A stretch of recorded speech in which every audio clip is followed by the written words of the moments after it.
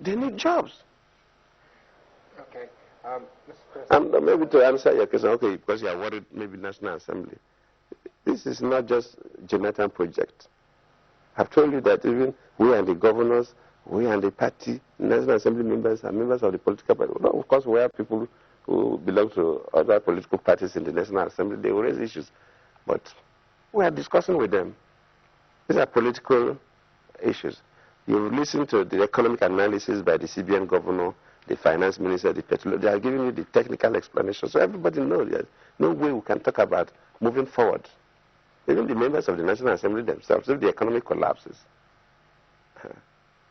it is not their best interest. But we've been talking, we've been discussing. I had a meeting with them, and we'll continue to meet. I believe before they finish with the project, they will see with us that for us to create jobs for our young people, for us to really reinvigorate economic activity, especially the downstream activities of the petroleum industry, for us to at least make Nigerians and non-Nigerians to come and refine our crude oil here, add value to it. I always remember my information minister say you call it crude oil because it is very crude. So you have to purify it by adding value to it before you sell it. So why must you continue to sell something that is crude? The process of refining has make people to get jobs, create wealth, directly and indirectly. Okay. I don't think National Assembly people will be against it, as long as they get the correct explanations. I know normally they don't just pass the budget. Various committees, the committee responsible for petroleum downstream and upstream, they will sit down. The Minister of Finance, the Minister of Petroleum, they will engage them. They will give them the explanations and so on and so forth. I'm quite hopeful that we'll have no conflict with the National Assembly over the issue of deregulation. Okay, thank you, Mr. President. We will begin to wrap up this session now. We've not been able to get any of the callers coming through. It's really sad because Mr. President intentionally has declared that he's quite keen to answer questions from Nigerians from all around the world. And the number we have said we still have just about 5 minutes, if it's possible for anyone to get through to this number, 096251000. So if you're able to get through, Mr. President is definitely willing to answer your questions. But before that happens, we'll say we will take one question each, very short, straight to the point from all three panelists who are here, and then Mr. President will begin the process of wrapping up the session. I'll start with Shay. Yes, Mr. President, my major worry, and which I think also of Nigeria, is the fact that perhaps we've not been that very forceful, particularly in implementing your government policies. Now with the fuel subsidy coming on board, what's the assurance perhaps that somehow along the line, this same policy will not be hijacked, that the purpose will be achieved? To what extent do you want Nigerians to actually believe you and then to trust your government? Thank you, but Kayode said that he wants specifics. Yes. When you say I've not been forceful in implementing government policies, what people comment without giving me any specific example is that, in Nigeria there's always policy reversals in government. So if you say we are not forceful, if you give me an example, because there are so many policies, almost all sectors there are various policies.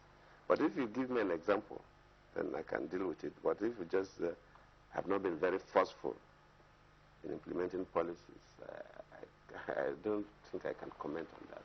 Okay, sir. But if you give example. Okay, sir, just like the other speaker even said, perhaps talking in terms of position when it comes to certain policy statements.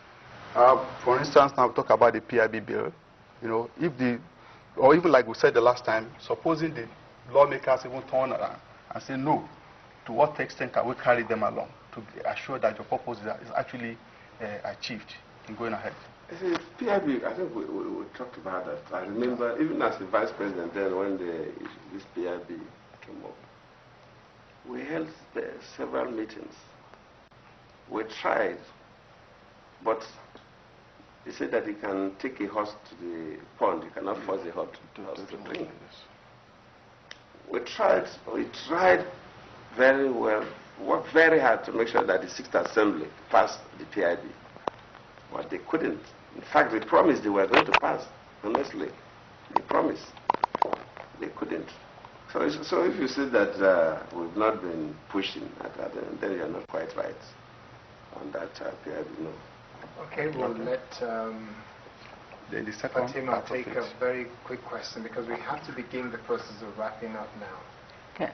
Mr. President, you mentioned the issue of job creation, and I'm thinking that unemployment could well be the defining issue of our time. We have a lot of youth who are going to schools and are coming out badly educated and really not fit for purpose. Are we, in effect, creating a lost generation? What on earth is going to happen to these youth? That's why we're here. That's why we're talking about deregulation. That is the beginning. There's no magic wand that government will use to create jobs. You have to use what you have to get what you want. We have oil. We have land for agriculture.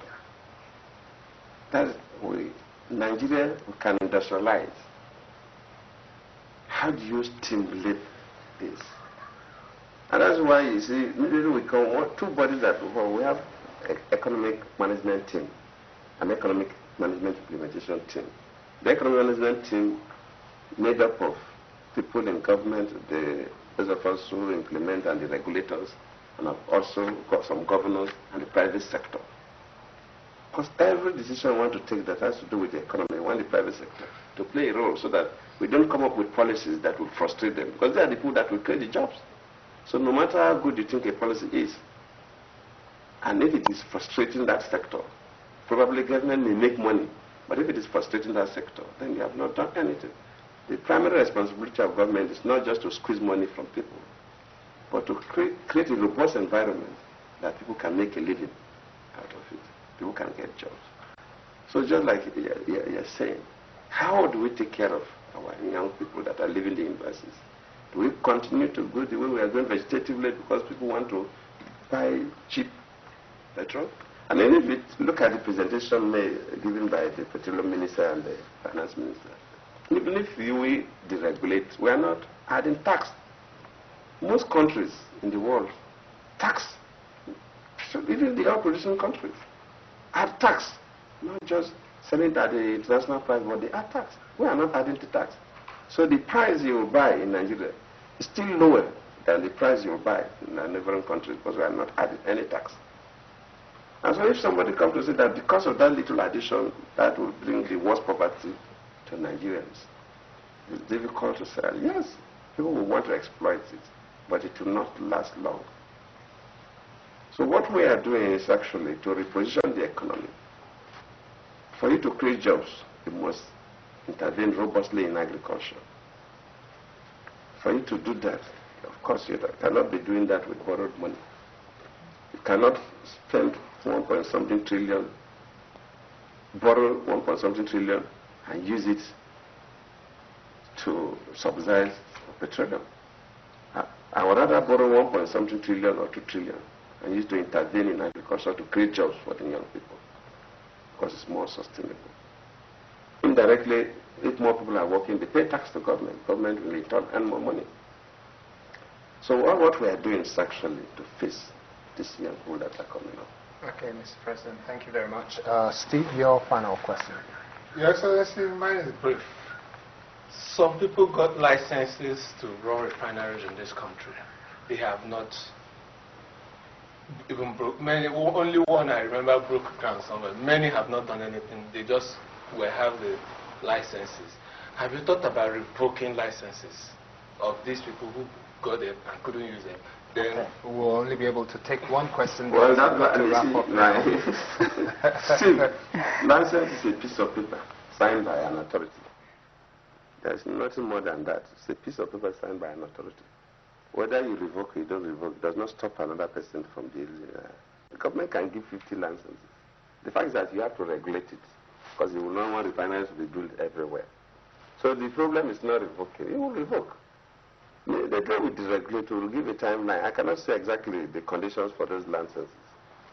But after some time, if you cannot utilize it, supposed to be revoked. Is the timeline defined, Mr. President? No, I think we'll go into that. I cannot tell you exactly, but because you raised this issue, I will find out. I will give a timeline.